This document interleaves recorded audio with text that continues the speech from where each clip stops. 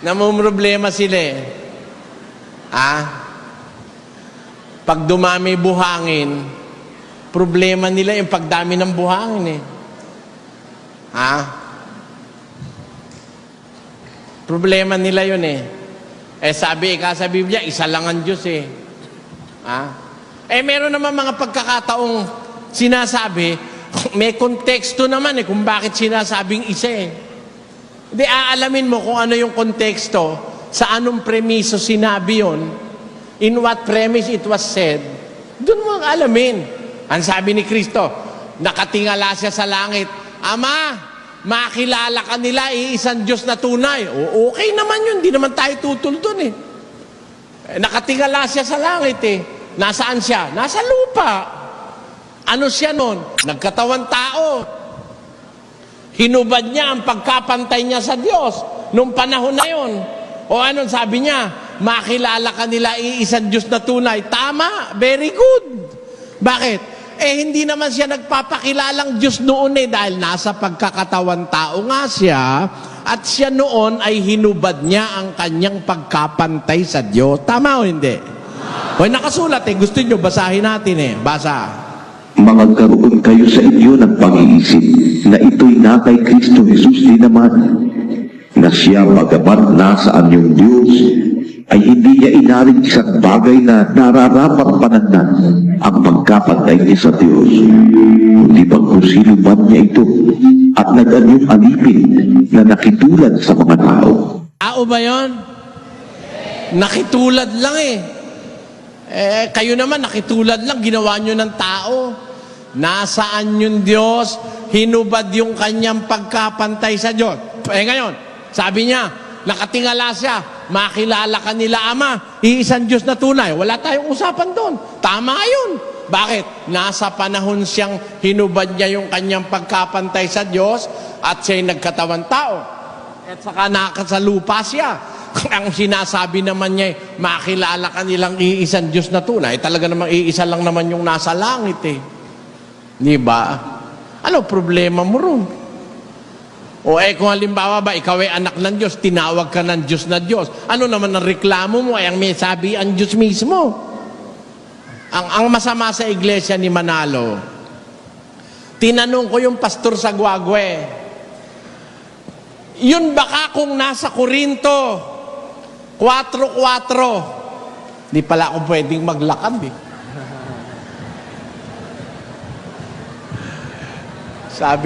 Sabi ni doktor, 24 oras daw ito eh. 6 yatang bote. Mataas ang lagnat ko kanina mga kapatid eh. Nung mag-aalas 9, nagmilagro na wala eh. Ngayon,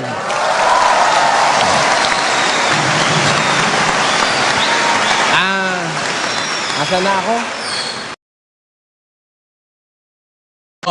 Tinanong ko sa Guagua yung ministro ni Manalo, sino ba ako yung tinutukoy sa 4:4 ng 2 Korinto? Sinagot ako eh, si Satanas, sabi niya. Basahin nga natin yung 4:4.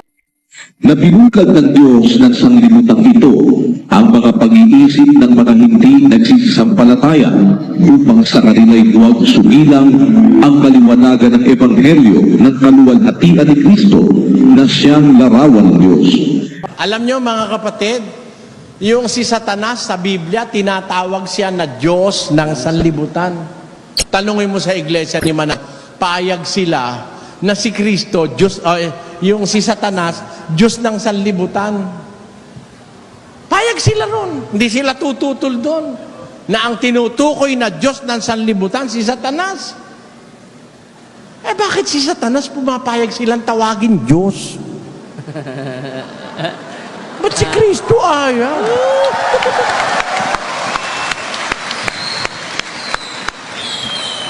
Nakita nyo logic mga kapatid? Totoo ba na si Satanas ay Diyos ng sanlibutan? Tinatawag ba siyang Diyos? Tinatanggap ba ni Manalo? Bakit si Kristo kahit kapirasong buwang ng pagka-Diyos ayaw mong bigyan? Masyadong malaki galit mo kay Kristo.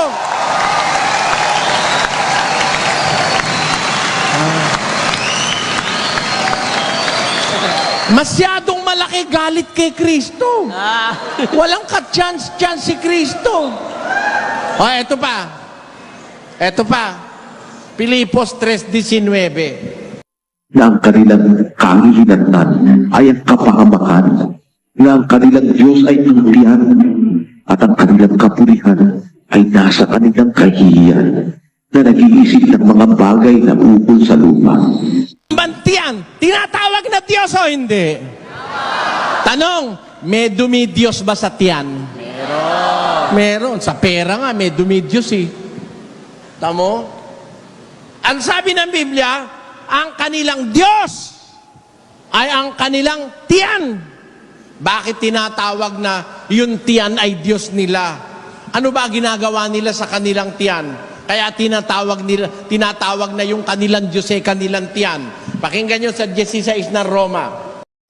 Sapagkat ang mga gayon ay hindi nagsisipaglingkod sa Kristong Panginoon, kundi sa kanilang sariling tiyan.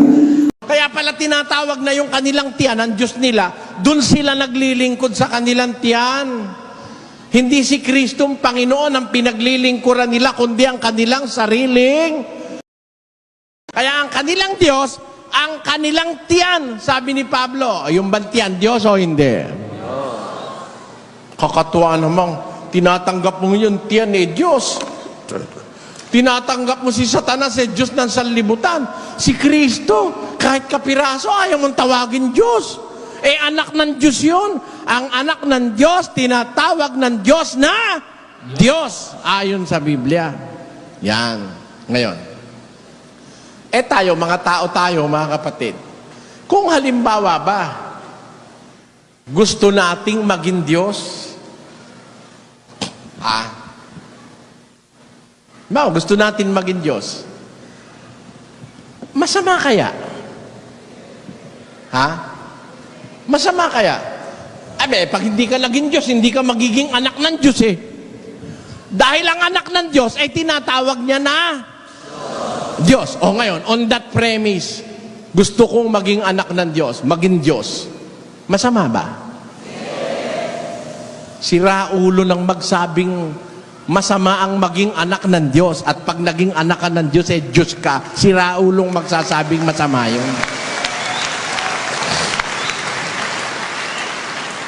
Yan ang dapat niyong mapansin. Ngayon, meron akong babasahin. Alam nyo, kaya nga siguro dapat tayong magmalasakit, magpilit, na maging anak ng Diyos at maging Diyos. Alam nyo kasi, gusto naman talaga ng Diyos maging anak niya tayo eh. Yung iba lang humiwalay eh. Sumunod sa demonyo, kaya naging anak ng demonyo eh. Kaya ang tawag ng Biblia sa anak ng demonyo, demonyo rin. Tama. Oh. Ano ang anak ng diablo? Hindi ba diablo rin? Oh. Tingnan si Judas. Palibasa anak ng diablo, ano siya? Ganun lang naman talaga ang lay eh. Basa. Sinagot sila ni Jesus, hindi ba galingiran ko kayong 12, at ang isa sa inyo ay diablo? Kita mo si Judas, anong tawag ni Kristo? Diablo. Di ba 12 kayong hinirang ko? Ang isa sa inyo, diablo. Kasi anak ng diablo, kaya diablo. Yung anak ng Diyos. Diyos yun eh. Sabi ni Kristo, kayo'y mga anak ng kataas-taasan, kayo'y mga tinatawag na Diyos. Ngayon, masama ba mga kapatid, mahangad natin sa puso na tayo ay maging Diyos, maging anak ng Diyos, maging gaya ng Diyos? Pakinggan nyo babasa ako ng talata na hindi naiintindihan ni Bularan. Basa. Genesis 1:26. At sinabi ng Diyos, lalangin natin ang tao sa ating larawan, ayon sa ating wangis. Tanyo Nakakita na kayo manikin? Manikin. Yung dinidisplay sa mga supermarket. Binibihisan ng Amerikana. Anong wangis nun? Anong wangis? Tao, no? may ilong. Wangis talaga ng tao. Oh. Wala naman supermarket na magpo-promote halimbawa ng isang uri ng kamiseta. Halimbawa Adidas o kaya Montague o kaya yung kung anong mga sikat na ano ba yung mga sikat Lacoste kumuha ng gorilla saka doon isinuot sa gorilla at i-display sa supermarket, hindi mabibili yun para mong iniinsulto yung bibili na para sa gorilla ipagbibilin mo. Naintindihan nyo ba ibig ko sabihin, mga kapatid? Kung tao ang bibili, yung pagsasabitan na manikin, anyong anyong tao. Tama. Kung ikaw, anyo kang Diyos, ano ka? Di ba pag anyo kang Diyos nasa kalagayan ka, nasa wangis ka ng Diyos, tama? Eto, sabi ng Diyos, yung palang panukala niya lalangin natin ng tao ayon sa ating larawan, ayon sa ating wangis. Nilanglang nga niya, wangis niya't larawan. Ha? Eto ngayon ang manluloko na demonyo. Ano ba sabi ng Diyos? Sinabi ba niya na huwag kayong kakain? Hindi. Sabi niya, makakakain kami sa lahat. Isa lang ang ayaw niyang ipakain sa amin, baka raw kami mamatay. Ang sagot ng dyablo, di kayo mamamatay. Sapagkat talastas ng Diyos, na sa araw na kayo kumain niyon, ay Madidilat ang inyong mga mata. magiging parang Diyos kayo na nakakakilala ng mabutit masama. Tingnan mo, niloloko ng demonyo si Eva. Alin ba ang panlulokong ginawa ni Satanas kay Eva? Akala ni Bularan, ang panluloko ni Satanas, yung magiging parang Diyos kayo na nakakakilala ng mabutit masama. Akala ni Bularan ganon. Masama yung sinabi ni Satanas na magiging parang Diyos kayo na nakakakilala ng mabutit masama. Masama yun. Dahil ang tao hindi pwedeng maging Diyos.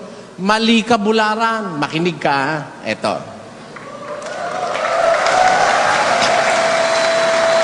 Mali ka Tingnan mo si Satanas kasi wise yan wise. Siyempre, magsasalita siya, may konting totoo, pero may daya. Kaya nga ang tawag, nadaya Nakalagay si Eva, nadaya. Meaning, hindi totoong buong buo ang sinabi ni Satanas sa kanya. Alin yon? Pag-aralan natin kung alin doon ang hindi totoo. Hindi kayo mamamatay. Talastas ng Diyos na sa araw na kumain kayo niyaon, ay madidilat ang inyong mata at magiging kayo parang Diyos na nakakakilala ng mabutit masama. Doon sa sinabi ni Satanas, mga kapatid, makikita mo kung alin ang mali ron Unang-una, yung sinabi niya na hindi kayo mamamatay. Mali yun. Tapos, magiging parang Diyos kayo na nakakakilala ng mabutit masama. Mali ba yun? Mali ba yun? Na magiging parang Diyos sila? Ang sabi niya, Bularan, mali daw yun. Kaya nga ang sabi sa akin sa programa yan kasi si Soriano, mas pusong pa kay Satanas yan. Kasi si Satanas ang sabi, si Eva at si Adan magiging parang Diyos. Si Soriano naman ang sabi, magiging Diyos. Parang lang si Satanas, Soriano Diyos, kaya mas pusong pa siya kay Satanas. Sabi ni Bularan. Sabi ko, bobo talaga tong ministron to. Tanong nyo sa akin kung bakit bobo.